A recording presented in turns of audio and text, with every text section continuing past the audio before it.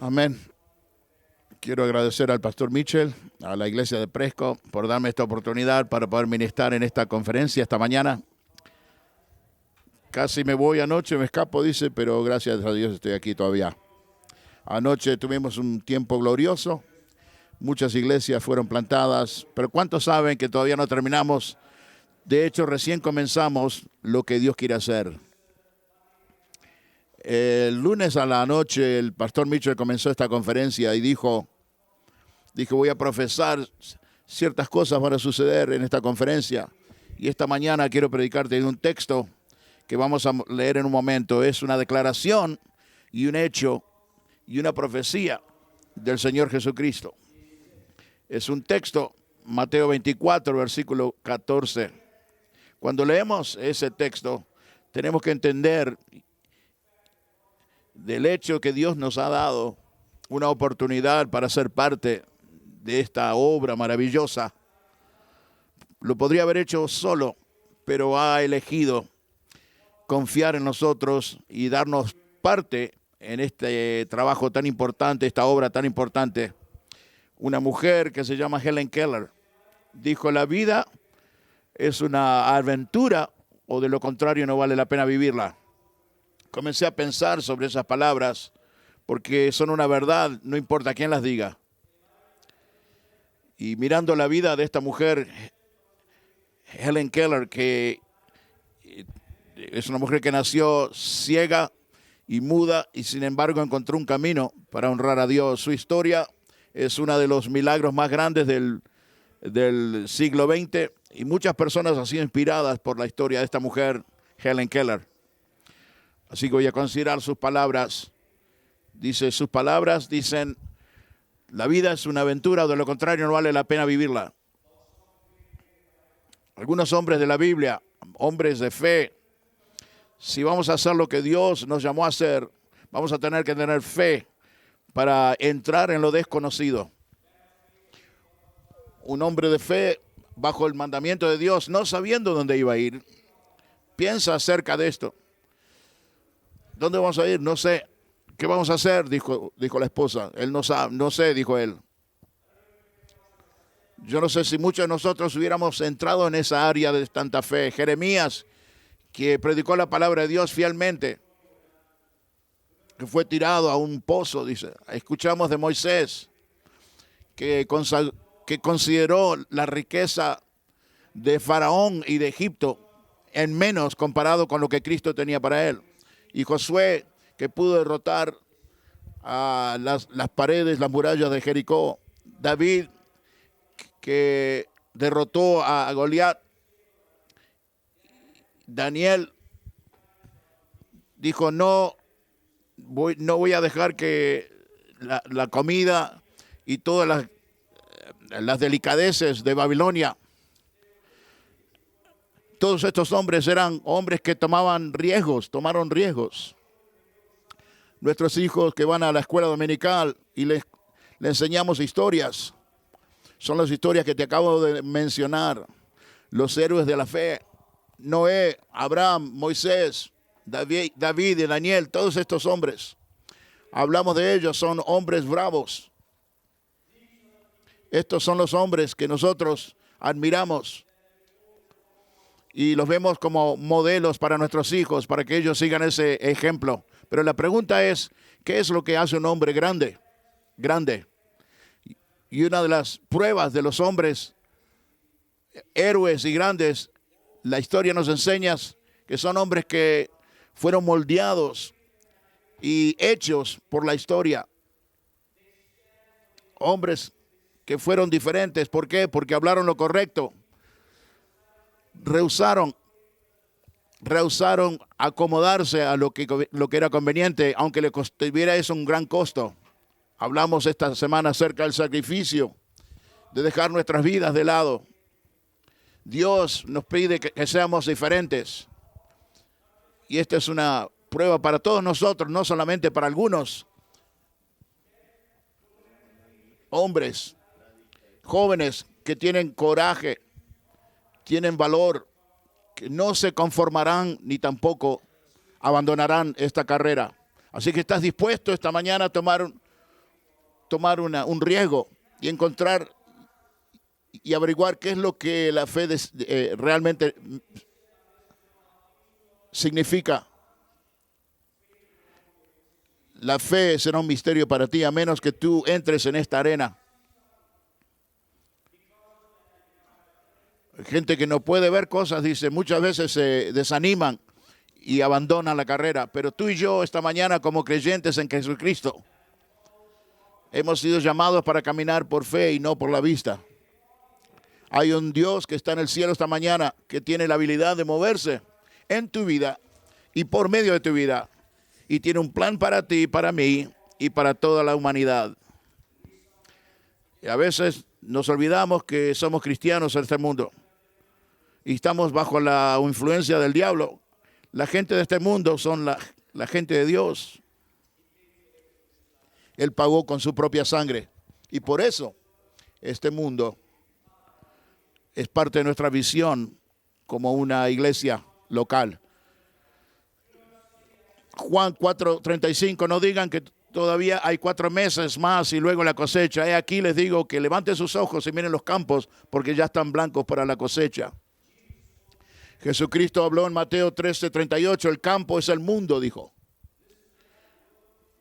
Tenemos un mundo delante que está abierto en este momento. Lucas 10, versículo 2. Entonces les dijo que la mies es verdaderamente grande, pero los obreros son pocos. Por eso rogad al Señor de la mies que envíe obreros a su mies. Así que esta mañana quiero predicar un sermón que le llamo una misión para todos nosotros. Si vamos a ir o si vamos a dar para que vayan o si vamos a mandar, todos tenemos una parte que jugar aquí. Mateo 24:14 es una declaración y una profecía. Este evangelio del reino será predicado en todo el mundo como testimonio a todas las naciones y entonces vendrá el fin. Vamos a orar esta mañana. Padre, venimos delante de ti, Señor, en el nombre de Jesucristo. Te damos gracias esta mañana, Señor, por el evangelio que va a ser predicado por todo el mundo. Y te damos gracias, Padre, porque nos ha dado una parte en esto. Úsanos, Señor, como nunca nos has usado antes, en el nombre de Jesús. Y toda la gente de Dios dijo, amén. Piénsalo. Jesús nos llamó para ir a todo el mundo a predicar el evangelio. Ahora tenemos una declaración donde dice, este mundo, esto va a suceder, esto es un hecho. Antes que venga el mundo, antes que venga el fin, el mundo será invadido con el evangelio. Esto es un hecho. Así que primeramente quiero mirar, el evangelio es la única esperanza para todo el mundo. Esta es nuestra comisión, lo que tenemos que predicárselo al mundo. El evangelio irá por todo el mundo. Esto es un llamado para todo cristiano, todo creyente, para predicar la palabra de Dios, testificar. Es el llamado de toda iglesia de predicar el evangelio. No podemos salvar a nadie, pero podemos predicar el evangelio que salva, y es la predicación, testificar que tiene el poder para salvar las almas. La Biblia dice que es la locura del evangelio, la prédica del evangelio que Dios ha elegido para tocar el mundo. Y Él nos da este mandamiento que todos conocemos. Mateo 28, 18, 19. Toda autoridad me ha sido dada en el cielo y en la tierra. Y pues, este es Jesús. Y te estoy dando la autoridad, te estoy dando la comisión, la orden, para que hagas discípulos de las naciones, bautizándolas en el nombre del Padre, del Hijo y del Espíritu Santo, enseñándoles a observar todo lo que os he mandado. He aquí que yo estoy con vosotros siempre hasta los confines de la tierra. ¿Cuántos saben que no estamos haciendo esto solos? Esto no es nuestro propio poder. Si esto fuera dejado a nosotros, no sucedería. Sino que esta es la obra de Dios y Él está obrando juntamente con nosotros. Dios está trabajando con nosotros para que esto se ocurra y se lleve a cabo. Hechos 1:8 dice, pero tú recibiréis poder cuando el Espíritu Santo haya venido sobre vosotros. Me seréis testigos en Jerusalén, en toda Judea y Samaria, hasta los confines de la tierra.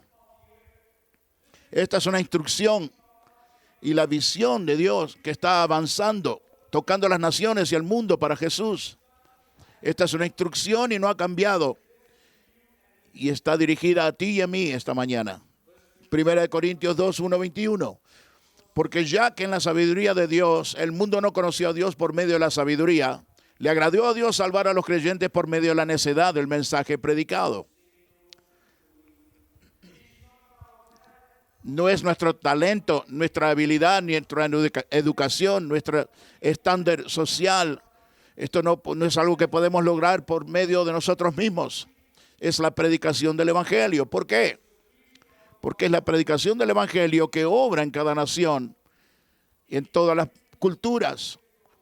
Si tú me hubieras conocido hace 20 años atrás, estaría sorprendido. Yo no me imagino. Nunca me imaginé estar en un lugar como este. Pero quiero decirte que en 2005 los McCarthy establecieron una iglesia en Durban, Sudáfrica. Un área que se llamaba Phoenix.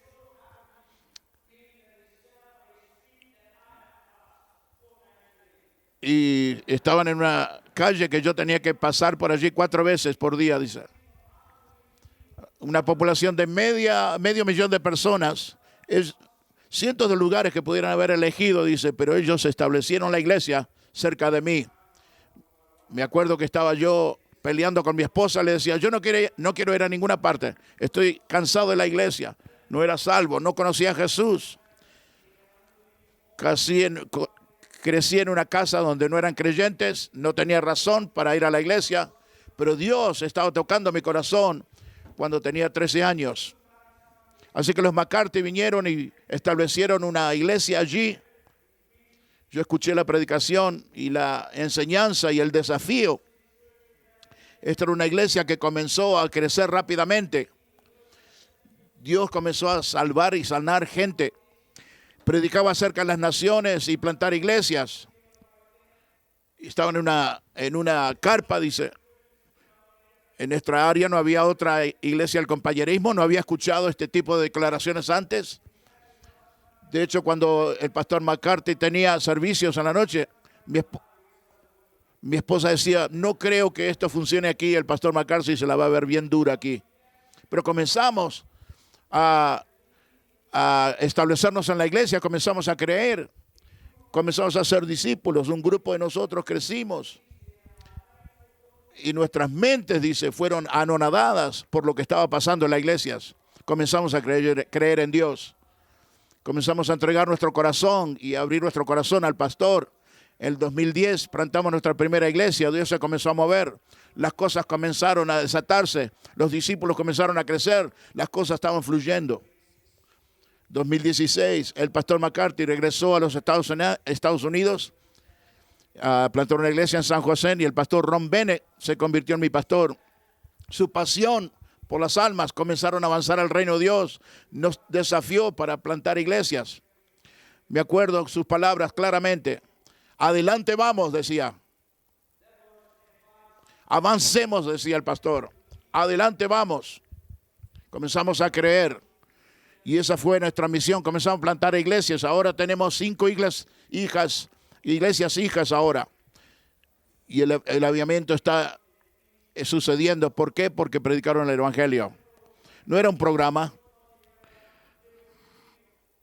No era no estaban dando nada. No estaban regalando nada. La iglesia se llenó. ¿Por qué? Porque el Evangelio nos confrontaba.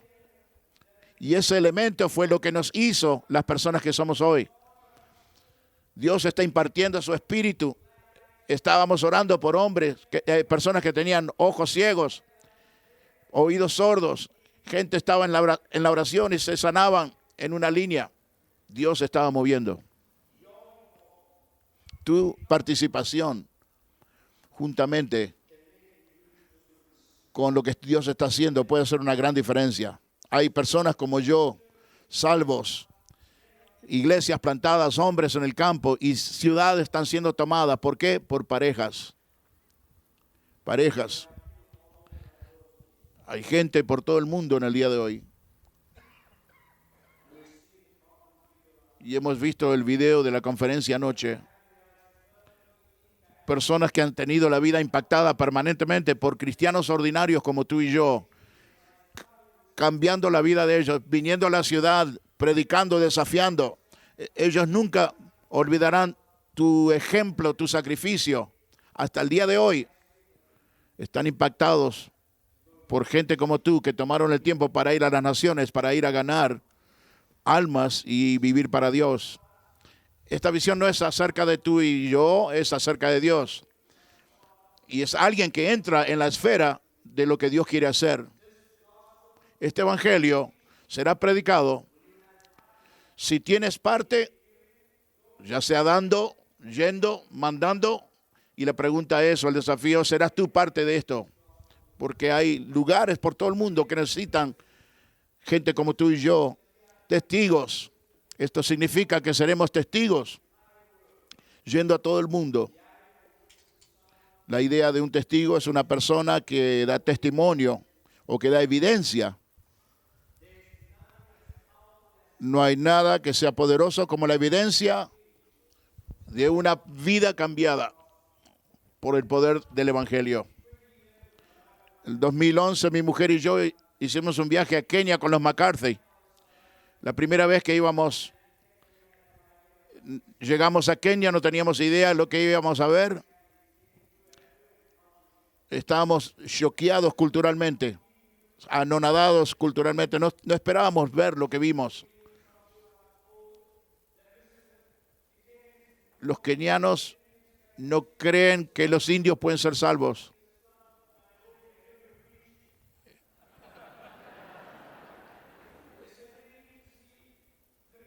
Dicen, ellos necesitan ver los basureros de Nairobi. Dice, un indio salvo. Así que fui a mi cuarto, a mi habitación, preparé algo rápido. Estaba en la plataforma. Vino un viento de ninguna parte y se llevó las notas de mi sermón. No sé qué hacer. Estoy paniqueado ahí en el púlpito como esta mañana, dice. Igual como esta mañana. Comencé a compartir algunas de las sanidades de la Biblia. La mujer que tenía una pérdida de sangre, Bartimeo, el ciego. Comencé a compartir mi testimonio, cómo me salvé. La gente comenzó a responder. Y de repente, dice, era una área abierta. Dice, en 10 minutos se llenó de gente, cientos de personas. Yo hice el llamado al altar. Y oré por personas, nunca había visto algo igual. La gente se está sanando por todos lados. La gente está siendo liberada, se está salvando, llorando en el altar.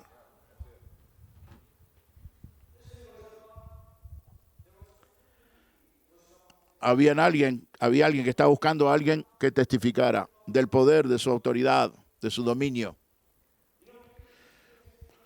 Nos podemos sentar aquí y decir, yo no puedo hacer eso. Yo soy la última razón o la primera razón por no creer eso. Hay 2 hombres en nuestra iglesia que tienen el mismo nombre. Me acuerdo cuando Dios comenzó a tratar conmigo, yo dije, yo no puedo predicar, no puedo cantar, no puedo tocar instrumentos, no puedo hacer. Dice, Dios, me parece que tienes al Vikash equivocado, porque habían 2 Vikash en la iglesia. Y por años me autodescalifiqué. Tenía alergias. Y yo le dije, Dios, yo no puedo predicar. Mi nariz va a derramar por todos lados. Yo tengo alergias, no puedo hacer eso. Tenía toda razón. Pero cuando yo entré en la esfera que Dios me llamó, me sorprendió cómo Dios estaba allí esperándome.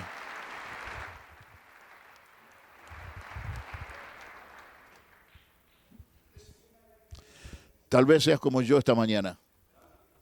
Pero estoy aquí para decirte que Dios usará personas ordinarias como tú y yo.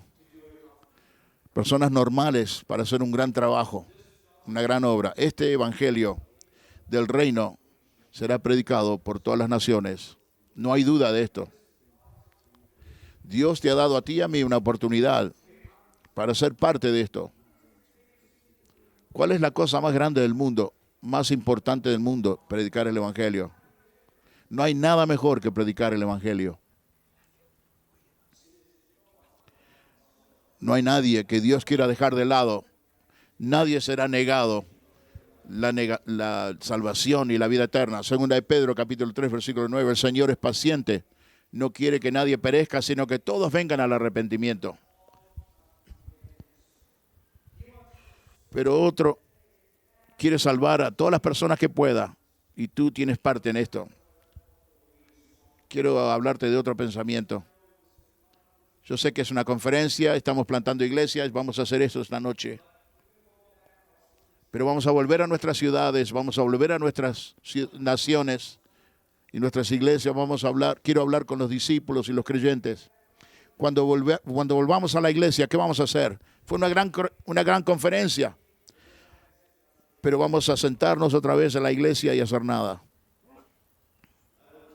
La Biblia nos dice que Dios nos hará responsables por estas personas que están perdidas, gente que nunca hemos conocido. Ezequiel 33, versículo 1 al 7. De nuevo vino a mí palabra del Señor diciendo: Hijo de hombre, habla a los hijos de tu pueblo y diles: cuando yo traiga la espada sobre una tierra y el pueblo de la tierra tome a un hombre de su territorio y lo haga su centinela, cuando él vea que la espada viene sobre la tierra, si toca la trompeta y advierte al pueblo, entonces el que oiga el sonido de la trompeta no tome la advertencia, sino la espada viene y se lo lleva. Su sangre será sobre su propia cabeza. El que oyó el sonido de la trompeta y no se amonestó, su sangre caerá sobre él, pero el que toma la advertencia salvará su vida. Pero si el centinela ve venir la espada y no toca la trompeta y el pueblo no es advertido, y viene la espada y se lleva a alguien de entre ellos, será llevado en su iniquidad, pero su sangre la exigiré de la mano del centinela. Así que tú, hijo de hombre, te he puesto como centinela de la casa de Israel. Por eso oirás una palabra de mi boca y les avisarás de mi parte.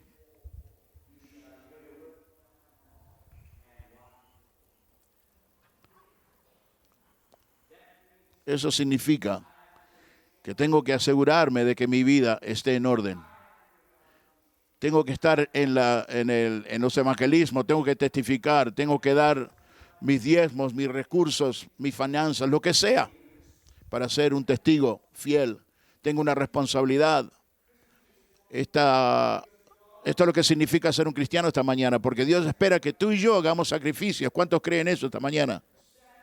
Sacrificios por los perdidos, un mundo que se está muriendo, gente que necesitamos alcanzar. Dios espera que tú y yo hagamos todo lo posible para ganar al perdido, a los perdidos, e impactar gente que están perdidas. Hechos 1:8, pero recibirás poder cuando el Espíritu Santo haya venido sobre vosotros. Me seréis testigos en Jerusalén, en toda Judea, en Samaria y hasta lo último de la tierra. Solamente yo puedo hacer esto, dice. Perder el micrófono. Jerusalén debe ser el punto de partida. Nuestro propio barrio, ciudad, nación.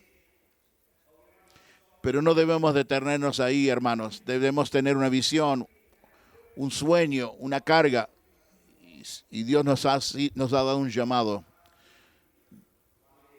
Dios nos preguntará algún día: ¿qué hiciste personalmente para llenar el llamado que yo puse en tu vida?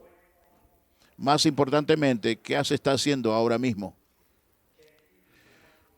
Puedes proclamar esta mañana y decir: he tomado una parte activa para ser un testigo en el Evangelio de las Naciones.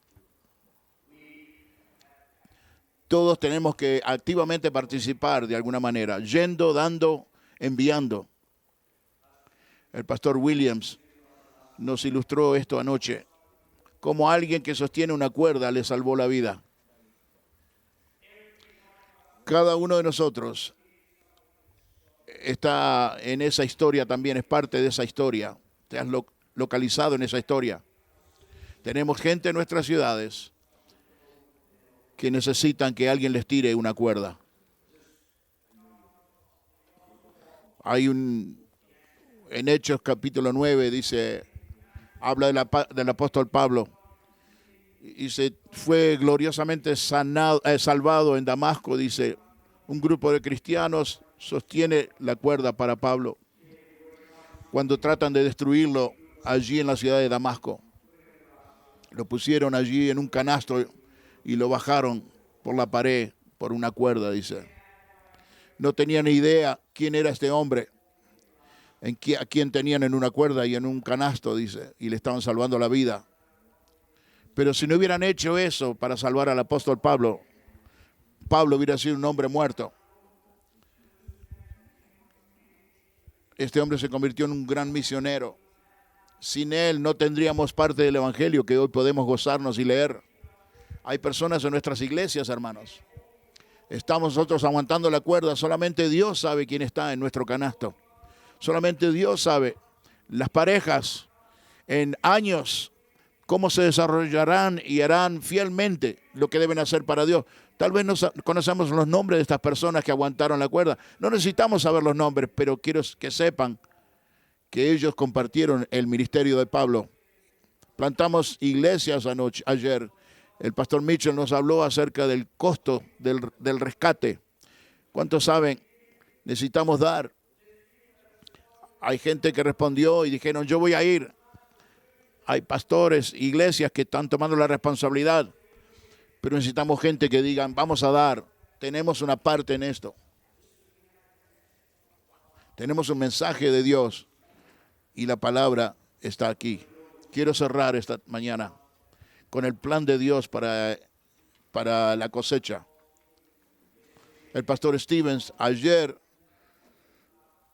por la mañana puso de manifiesto la magnitud de la tarea que tenemos entre manos. Dijo palabras que me llamaron la atención. Cuando Jesús dijo ir por todo el mundo y predicar el evangelio, los discípulos no tenían idea lo que significaba todo el mundo. Creo que no tenemos idea esta mañana de la magnitud del llamado que Dios nos da. Dios dijo estas palabras. El llamado no ha cambiado. Somos la generación. Esta es nuestra obra y tenemos que ir y responder.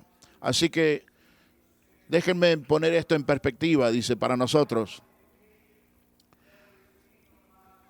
Con la información que tenemos del pastor Campbell, solamente usando la nación de India, dijo 472 millones de personas que viven allí. Y creo que mi matemática está correcta. Pero si tuviéramos que alcanzar 1,000 personas por día durante 365 por año, nos llevaría algo más de 1,293 años para llegar a alcanzar a estas personas. Y estamos hablando solamente de la nación de la India. Esto es increíblemente inmenso. Sin embargo, Dios dice en el versículo 14, este evangelio del reino será predicado en todo el mundo como testimonio a todas las naciones. Todas las naciones. Entonces vendrá el fin. Independientemente de la magnitud de esta misión, Dios nos llama a cada uno de nosotros a participar.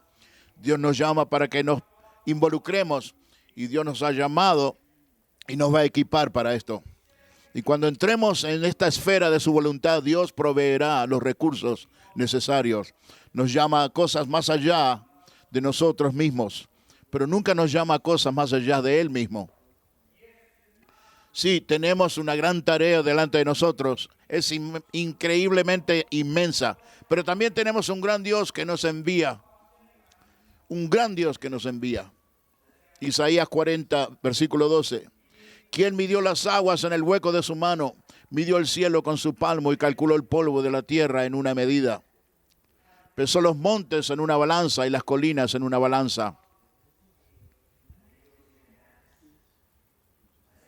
Isaías 40:15. He aquí que las naciones son como una gota en un balde y son contadas como el pequeño polvo en la balanza. Mira, Él levanta las islas como una cosa muy pequeña.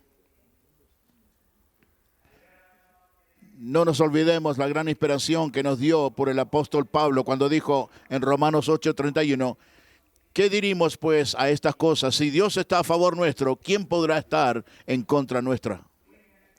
Esto lo podemos lograr, hermanos, porque Dios está con nosotros.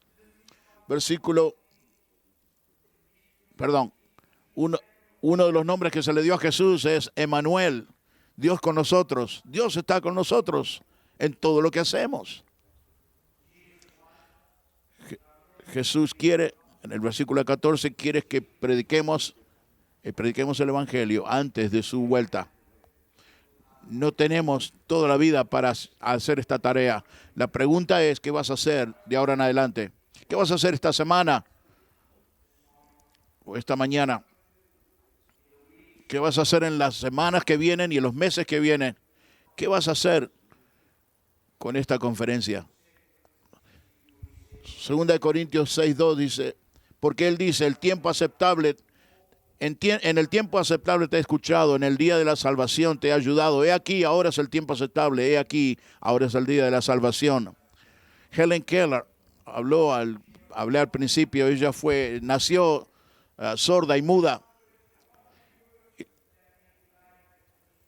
Le preguntaron, ¿qué es peor que ser ciega? Le preguntaron. Y ella dijo, tener ojos y no tener una visión, dijo ella. Proverbios 28:18 dice, donde no hay visión, mi pueblo perece. Van a haber todo tipo de pestilencias, dijo Cristo. También en naciones de primer mundo hay catástrofes que están sucediendo que nunca hemos visto antes. Tenemos vista, pero no tenemos visión. Porque la Biblia dice, donde no hay visión, mi pueblo perece. Vemos todo lo que ocurre en el mundo.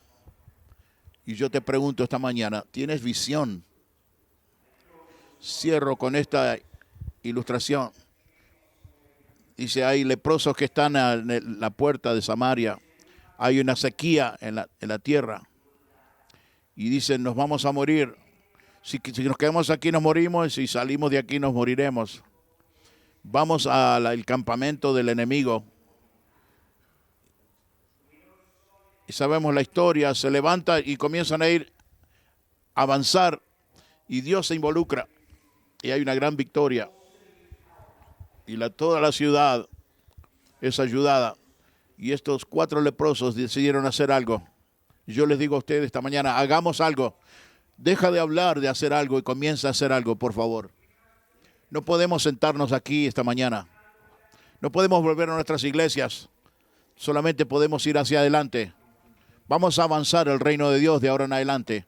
Que Dios te bendiga, eso es todo lo que tengo.